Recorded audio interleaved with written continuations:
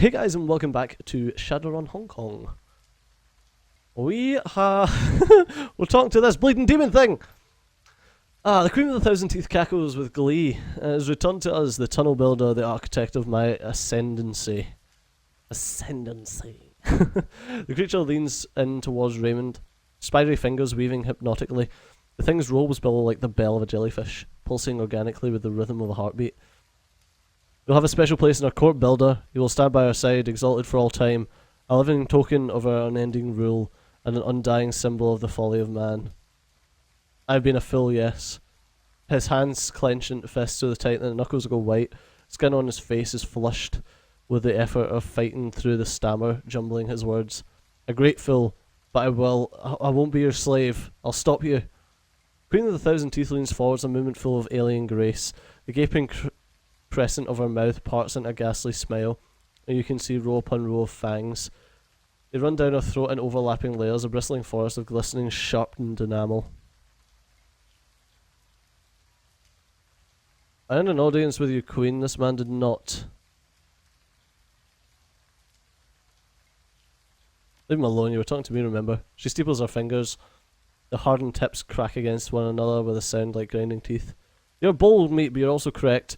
You do not break our promises, and you have earned some modicum of respect.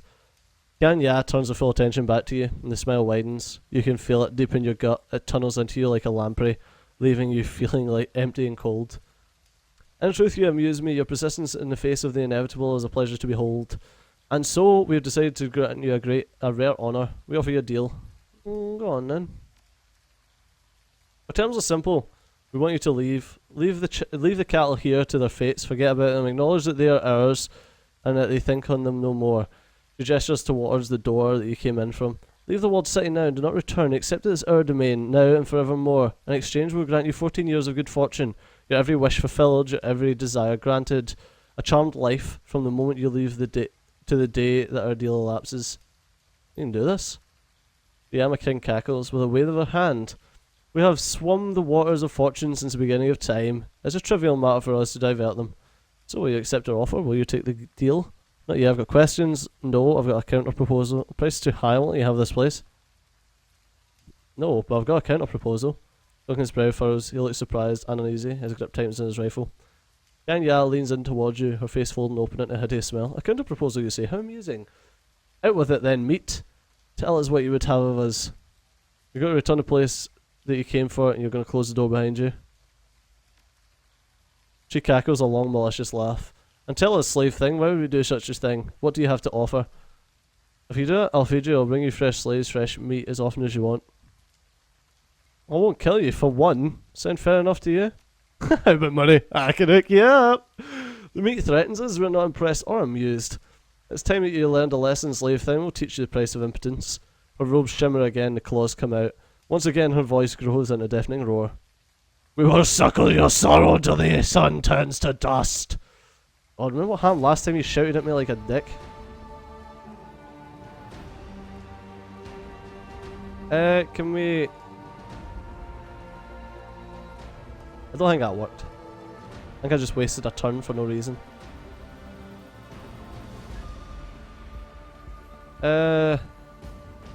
Gobbet is who I want. Any ley lines, Gobbet? Don't look like it, not unless we run all the way back to the... Oh, there's some ley lines there. I ain't running all that way though.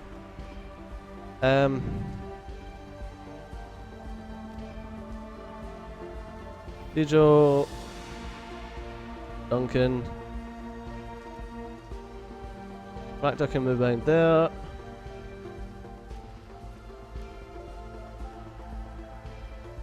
You can move to here. Isabel, you want to be here. Hey, Gobbet.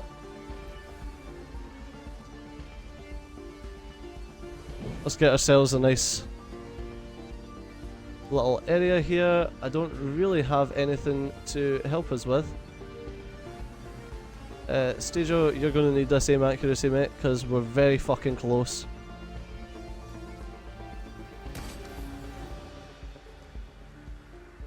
Right, Duncan, I'm going to give you the benefit of the doubt here. 3 and 2. It's alright.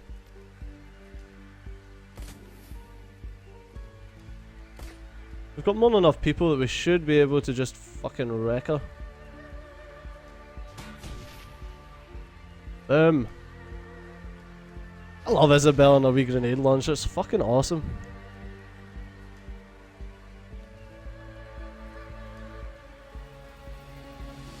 On you go! No, Gaichu! Like you miss. Stand swatter too. Wow, that was a triple hit. That was rude. BOOM! As you watch the Yama King's broken carcass withers and dissipate, seconds later all that's left of her is a cloud of rancid mist. Huh, that was easier than I thought it'd be. I guess that she was hurt worse than she let on, try to trick us into a bad deal. That doesn't mean she won't come back. All we've done is buy ourselves some time. I believe that you're correct. He points at a dingy terminal just in front of the terror machine. The control console is just over here. We must move quickly. But I thought it was encased in... I'm going to keep clicking you and hoping that you get fixed.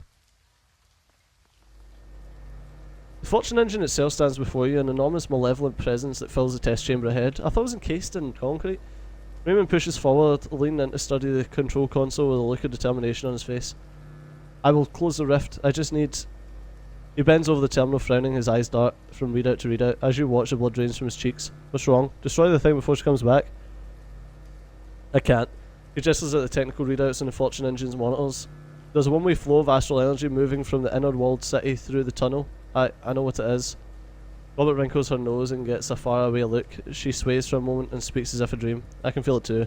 Energy's coming from the people that she's feeding on, their essence, their spirits, for lack of a better word. She sways a while longer, a puzzled expression on her face. If I destroy the machine now, it will collapse the tunnel. All of those people will have the better part of their essence. What makes them who and what they are, trapped inside with her, forever. Thousands of people condemned to an eternity with that parasitic thing. Do we have another option? Yeah, someone could enter the tunnel, close the rift safely. People would be saved, restored to life in the real world. What happens to the person in the tunnel? He stays there forever, with her. There's no way out once the tunnel is closed. There's a long pause, the assembled group digests Raymond's words. Duncan nods to himself as jaw clenched. He pushes forward. I'll do it. Just tell me what buttons to press. The old man stares at controls, cold fear washed over his face. No, if anyone should do this, it will be me. His voice strengthens and you can see the old fierceness rising from within. The iron will of your childhood. It will be me. Don't do this, Ray! No, not Ray. My name's Edward Sang, and I built this machine. I set this avalanche in motion. Whether I meant to or not, this is my responsibility to stop it. He turns to you resigned. That is what this is all about, what it's always been about, since the very beginning. Raymond, listen to me, you're too weak for this, just tell me what to do. No, the Yama King could return at any moment, there's no time to teach you what to do in there. You must set things in motion, it must be me. He turns to you, goodbye Ryan. He smiles sadly. Thank you for coming to Hong Kong, thank you for coming when I called.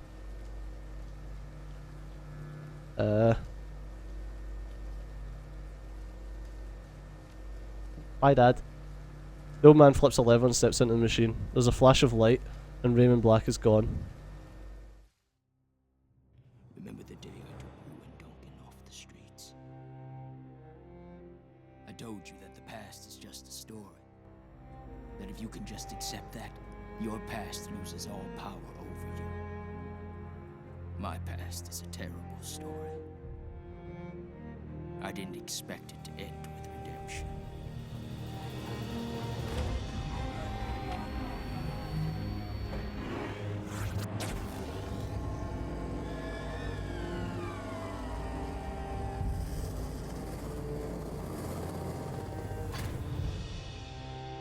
Sometimes the debts of the past can't be repaid. But we do what we can. I have done what I can to right my wrongs. And I accept the consequences.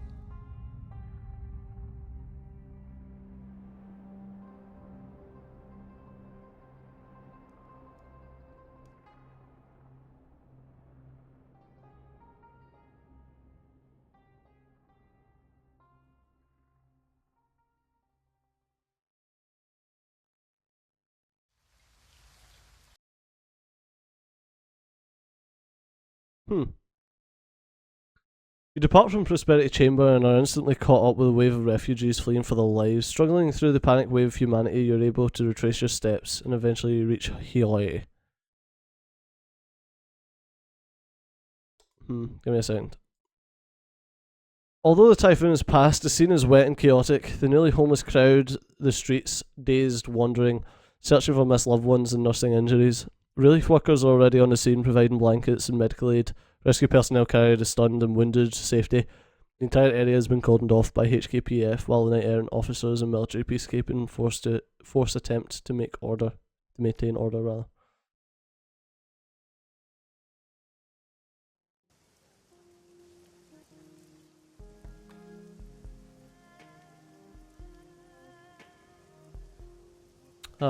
Anytime now, game.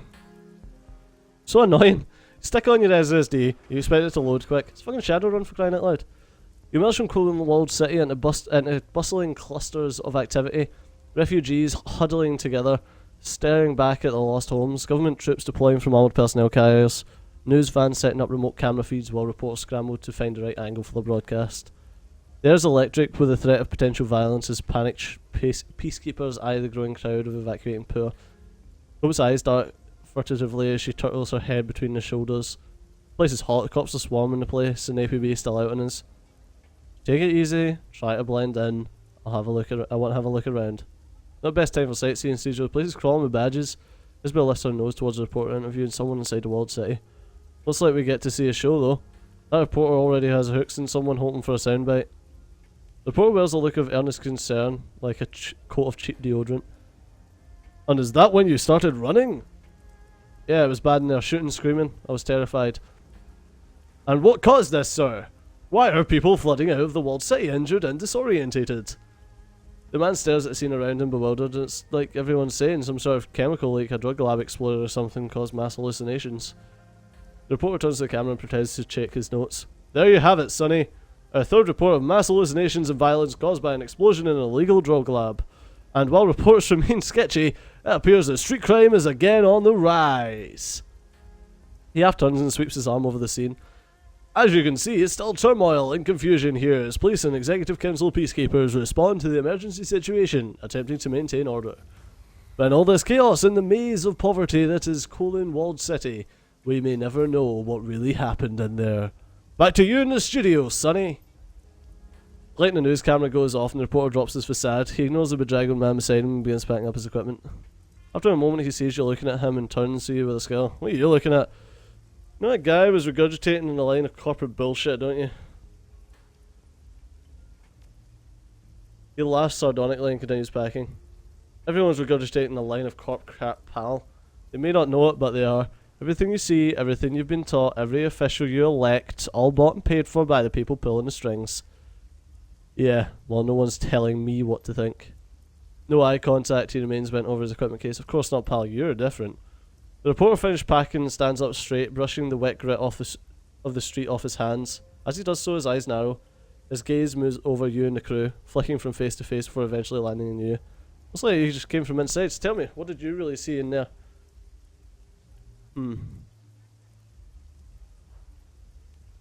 A mess as Josephine sang never cleaned up. He chuckles. Why am I not surprised? No one even remembers that she built this hole in the first place. Not that it would matter. Joe Sang holds this town by the balls. It wouldn't surprise me if she was running some kind of test in the walled city. It's like the little petri dish. He snorts. Wouldn't surprise me if the whole thing blew up in their face because of low safety standards either. They test food additives, body modifications, pharmaceuticals, whatever some junior executive can dream up. Nothing surprises me anymore. We can change that. He looks at you like you're from Mars. Good luck. You look like just the guy to do it. Maybe I can make it worth your while to help. I think it's more worth my while to keep my job. I start babbling about government or corporate cover-ups on camera and I'm finished here. I know plenty of guys who've got the strength and righteousness and then mysteriously disappeared. He picks up his gear and turns to go. Everyone on this island knows that my news service is just a mouthpiece for the executive council. Hell, if you look close enough, you'll probably find that it's owned by a member of the executive council. People buy what we feed them because the world's changing and it's scary. They feel small, they need scapegoats to blame, and authority figures don't tell them what to and authority figures to tell them what they think. My news networks gives them that. He points at the Trivid screen mounted on the side of his news van. And there's a prime example of an authority figure. Jo Tsang, a rising star on Executive Council. Just look at her spinning this to her own ends. Talking about the humanitarian relief effort she's mounting. You know, your comlink chirps, it's kindly Cheng. Go ahead and take your comm. I'm gonna go before this scene turns into some kind of riot. It usually does. Hello, Auntie. Oh, hello, Auntie. Me? I lost contact with the soldiers I sent in the walled city with you, and now the Tsang assholes and government troops all over the place. Go over here and tell me what happened. Right away. No response, line's already dead. Isabel tugs your hand, tugs at your arm, her eyelids at half mast. I want to sleep for about a year. I went to the bolt hole, Ryan. I could use some sack time too. See you there. Better go talk to Auntie Seattle. Come on. I like how it's all, like it's unexplored, so it doesn't show me anything. Let me freaking go to the Mahjong parlor. Whoop. The commotion from the streets of Huai bleeds into kindly Cheng's Mahjong parlor. Triad soldiers bustle to keep up with the boss's orders. Couriers come in regularly, whispering to a lieutenant before listening intently and running off again. Oh, she's over here. Strange woman. As you enter, kindly Cheng is given instructions to strangle Bao, who nods enthusiastically. She looks over at you and holds up a hand. Wait. I'm sending Wong and Ho to snatch some of those medical supplies off the relief trucks. With all the excitement, nobody's watching them at all. She nods to herself, grimacing in satisfaction. There'll be a big black market for them over the next few weeks. You're thinking, Mrs. Cheng. Bao lifts a finger to his ear to transmit the orders. When he sees you waiting, he inclines his head a quarter of an inch. Stijo, I figured you were dead. Last I heard, my soldiers had found you and everyone else. My soldiers had found you and everyone else was heading into the walled city. Then things got out of control. She takes a pull on her cigar. Where are my people? What the hell happened?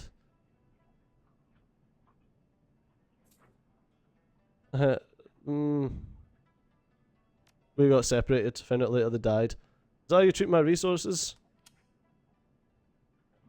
Looks like business is up these days. You can take the loss. Ah, callous like that. Well, they knew the risk. They had a shot at moving up and they missed. Forget them. I've got bigger problems like customers and tenants streaming out of the walled city screaming for their lives, like the HKPF and those Sang security shitheels swarming the place. Drops his stubble for a cigar and an ashtray. Now tell me what happened to Wall City, or do I have to get an acetylene torch and ask nicely? Lieutenant tried to move in. Big bad terrifying kind from another dimension. What kind? Ayama King, Kian Ya, the queen with 1,000 teeth. Never heard of her. Picks up a bottle of filled spirits and studies the label. Her rusty mean voice drops low. But I know the Yama Kings. My grandmother used to try to scare me with stories about them. I guess that she thought she was teaching me something by scaring the shit out of me. She chuckles softly. Remember one Yama specifically? Fu Mang, the serpent of the setting suns. Oh yeah. Fu Mang promised wealth and influence for those willing to do what was necessary to take it. Her voice turns wistful. The story of Fu Mang spoke to me. All he asked for in return were 44 hearts pulled from the chests of those closest to you while they were still alive. Hearts from random victims wouldn't do, so those who took Fu Mang's bargain would befriend others before taking their hearts, turning their entire network into a list of victims. Yeah, Fu Mang spoke to me. I didn't listen. Bangalore Bao leans in, his finger to his ear. My apologies, Mrs. Cheng, but one of the men you sent with the runners into the walled city is still alive. He stumbled into Wong and Ho as they were pulling medical supplies off a lorry. Huh, at least one came back alive. The man says that Wong Lun Fat is dead. He got shot by HKPF inside the walled city. Bao lifts his head and makes eye contact with the Triad boss. He's almost salivating with avarice. Our man saw it with his own eyes, Mrs. Cheng. That sounds good. Does it make up for your dead soldiers, auntie? How about to slate clean, my darling? Oh yeah. You see, Wong Lun Fat was my superior on the Yellow Lotus A438. Ken Le Cheng's black button eyes sparkle with satisfaction, born of malice. He was also a pig. Tell our friend Stage what that means, Mr. Bao, and say it slowly so I can savour it. The death of Wong Lun Fat has opened a spot for you to move up, madam. You could be the next 438. Bao smiles, the effect is chilling. The gods help those who seize opportunities. Mr. Bao, put every man we have on there. Spread the word. Kindly Cheng says all debts to the Yellow Lotus are suspended for citizens of the walled city until order is restored, and no interest will be compounded either. Tell them that I have medical supplies too, and there'll be no charge for them until the crisis is over. You are a pillar of the community. Don't be snide, Stejo. Don't want to blow my good mood. The citizens of Walled City need clarity and reassurance. Yellow Lotus will provide that for them. I mean, not have brought Josephine Sang down, but I've got my career going again. She grabs her bottle and unscrews the cap with her thumb. Your career too, Mr. Bao. You'll be my new straw sando. Good partners support one another. Bao lowers his head in respect. You've proven that, Mrs. Cheng. This calls for a drink. The soon-to-be 438 pours drinks. Your loyalty and clear-headedness have proven immensely valuable, Mr. Bao. You're an effective ally, and I wish you great wealth and good fortune. You down a fellow substance in one gulp. Congratulations, kids. You both had it coming to you. Bao stares at you over the rim of the glasses as he drinks. Yes, and it appears your fortune is changing too, Stejo. Remember, you have that mysterious benefactor, the one who lifted the APB on you. Ah, at least somebody likes me. Must be somebody powerful. Can't imagine it was Josephine Sang after all. What would her motivation be? It's got to be someone else. One of her enemies?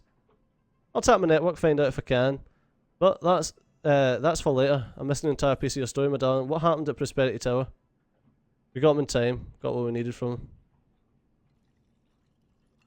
him. We got him to stop his mother from wiping his memory. You become quite a Shadowrunner, Stejo.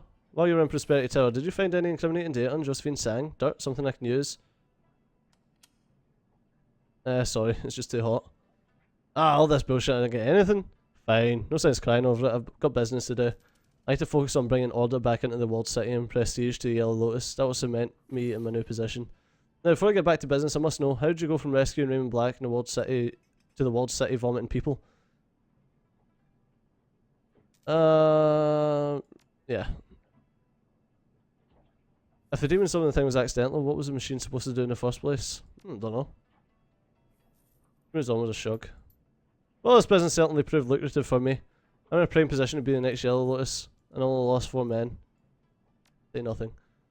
You made quite a splash since arriving in Hong Kong Stage. Many shadow runs completed in a very short time. The reports from our clients are glowing, mostly. You're now closing the door to a demon goddess on the list. Made a difference. That's for some, for a while. Listen to me, my sweet. When I was a girl, there had never been a pandemic like Vitus, but in 2010 it happened. We've never seen death like that. A quarter of the world's population disappeared. It was miserable. It pushed us to our limits, but the survivors moved on.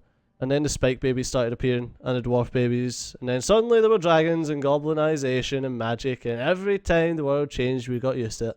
So if a demon goddess decided that the Walled City was our new living room, and you didn't whatever you did, what would have happened? Perhaps the news would cover it until the next sensation, pull their attention away, but after a while it'd be drowned out by all the other crap competing for our attention. And the demon in the wall would become the new normal. Well, I was there, and I stopped her. Yes, you did. You've made a habit of coming out on top, but let me give you a piece of advice for the future, my sweet. Something Mr. Cheng used to tell me. Respect ghosts and gods, but keep away from them. Sounds like you almost lost your ass in the Walled City. I think it'd be best to listen to that. I'll keep it in mind. You do that. Stubs out a cigar. I get some sleep, Steve. You look like shit. Tomorrow we'll talk about the future. It sounds good. Val, what's the status on those medical supplies? And that's going to have to do it for this episode. So as always, thanks a lot for watching. I've been Steve. You've been awesome. I'll see you next time. Bye bye.